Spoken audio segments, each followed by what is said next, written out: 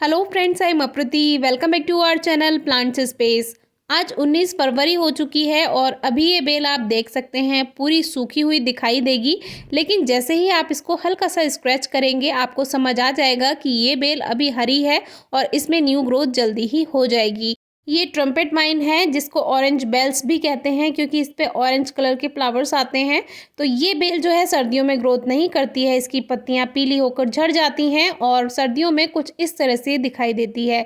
लेकिन जैसे ही फरवरी मार्च आता है इसमें न्यू शूट्स आने लगती हैं, न्यू ग्रोथ हो जाती है, पत्तियां बनने लगती हैं, तो फिर से ये बेल हरी भरी हो जाती है। लेकिन अभी हमने इसकी मिट्टी को हटाया तो इसमें काफ़ी मोटी मोटी रूट्स हमें दिखाई दी और जब मिट्टी को हटाते वक्त हमने देखा कि इसमें कुछ रूट्स कट भी रही हैं। तो ऐसा थोड़ी बहुत रूट्स ट्रिम हो जाती हैं तो प्लांट पे कोई इफेक्ट नहीं पड़ता है।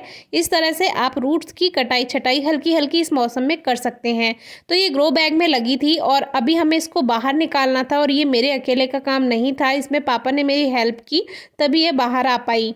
क्योंकि इसमें काफ़ी मोटी रूट्स बन चुकी थी जो अंदर मिट्टी में फंसी हुई थी, तो इसके मेन रूट बॉल को हमने बाहर निकाल लिया और आप देख सकते हैं इसकी रूट्स कितनी मोटी हैं, बिल्कुल मेरी फिंगर जितनी। तो ट्रम्पेट वाइन की यही खासियत होती है कि थोड़ी बहुत रूट्स टूट भी जाती हैं और मेन रूट बॉल अगर सही है तो ये प्लांट दोबारा से ग्रोथ कर लेता है, कोई परेशानी नहीं आती।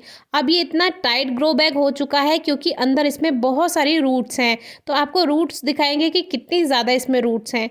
हम सभी टेरेस गार्डन में प्लांट्स तो ग्रो कर लेते हैं लेकिन हर प्लांट टेरेस गार्डन के लिए नहीं होता है।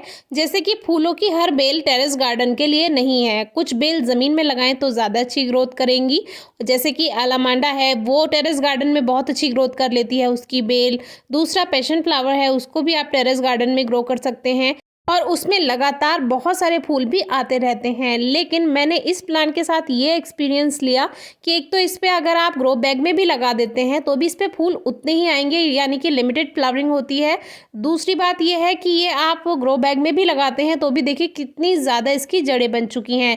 या तो आप हर साल इसकी रूट्स ट्रिम करते रहें, कट करते रहें, फिर इसको लगाएं। फरवरी में आप ये काम कर सकते हैं, लेकिन पिछले साल मैंने इसको बाहर नहीं निकाला और ये इसी में ही लगा रहा और आप देखिए कि कितनी ज़्यादा इसमें रूट्स बन चुकी हैं। इतनी तो हल्दी की हार्वेस्टिंग भी नहीं हुई थी जितनी इसकी रूट्स निकल के आई हैं। ये प्लांट मैंने एक जगह लगा हुआ देखा था, छत पर लगा हुआ था गमले में से पौधे की जो बेल थी वो पूरी फैलती हुई पूरी छत पर फैल गई थी और उस वजह से वो दीवार पर भी चिपक गई थी और ग्रोथ कर रही थी बहुत अच्छे से क्योंकि उसको वहाँ नमी मिल रही थी। लेकिन ये जो दीवार पर चिपक कर बेल चलती है ये सीमेंट की जो मजबूती है उसको कमज़ोर कर देती है, इसीलिए इस बात का ध्यान रखें, घर पर इसको बिल्कुल भी दीवारों पर ना चलने दें। और ये तभी अच्छी ग्रोथ करेगी जब इसको सपोर्ट मिलता रहेगा, नमी मिलती रहेगी, तो ये बहुत दूर तक फैल जाती है दीवारों पर। लेकिन वही है, अगर आप गमले में लगाते हैं और ये ध्यान रखते हैं कि ये कहीं दीवार पर चिपक कर ना चले, सीधी चलाएं, तो गमले में ये इतनी ग्रोथ नहीं कर पाएगी, ज़्यादा फैलेगी नहीं, तो वो लिमिटेड फ्लावरिंग करेगी। और इसमें बेबी प्लांट्स भी बनते हैं और इसको कटिंग से भी ग्रो कर सकते हैं। अब देखिए एक बेबी प्लांट है इसमें, तो साइड से हटाकर इसको आप नए पॉट में भी शिफ्ट कर सकते हैं, नया पौधा बना सकते हैं। तो मैं आपको यही सजेस्ट करूंगी कि शुरू के 1-2 साल तो आप इसको पॉट में रखिए, फिर हर साल फरवरी में इसकी रूट्स को ट्रिम करके आप ग्रो बैग में इसको रख सकते हैं, बड़े ग्रो बैग में। लेकिन एक सजेशन ये रहेगा कि अगर आपके पास ज़्यादा जगह नहीं है, ज़्यादा केयर नहीं कर पा रहे हैं, बार बार रिपोर्ट नहीं कर सकते हैं, तो आप इसको ग्रो ना ही करें टेरेस गार्डन के लिए और ज़मीन में इसको लगाएं। अब क्योंकि इसे ज़मीन में लगाना है तो जितनी भी एक्स्ट्रा इसमें शूट्स हैं, ब्रांचेस हैं, उनको हमने कट कर दिया है।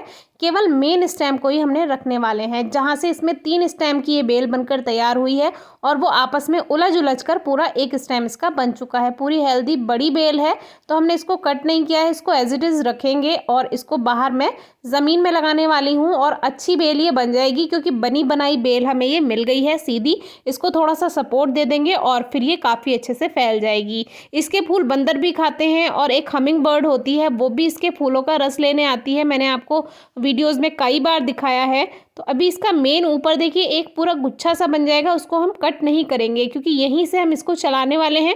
ऊपर की एक ट्री जैसी शेप हम इसको देने वाले हैं। हम देखिए किस तरह से ग्रोथ कर पाती है, आगे आपसे शेयर करते ही रहेंगे। लेकिन अगर आपको फिर भी टेरेस गार्डन में लगाना है इसको, तो वही हर साल रूट्स की ट्रिमिंग करते रहें, हर साल इसकी प्लांट की प्रूनिंग करते रहें, तो उसमें भी अच्छे से चल जाएगी। ऐसा नहीं कह रहे हैं हम कि ये टेरेस गार्डन में ग्रोथ नहीं करेगी, बस आपको थोड़ी सी केयर करनी होगी क्योंकि रूट्स आपने देख ली हैं कितनी ज़्यादा फैलती हैं, तो बस इस बात का ध्यान रखना होगा।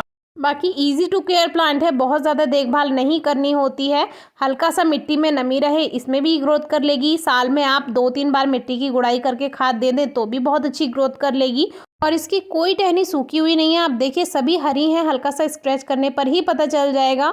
और इसको अच्छी ग्रोथ के लिए अच्छी धूप की भी ज़रूरत है, यानी कम से कम 4 घंटे की सीधी धूप प्लांट को ज़रूर मिलनी चाहिए और ज़्यादा से ज़्यादा पूरे दिन की धूप में बहुत अच्छी ग्रोथ कर लेगी। Thank you.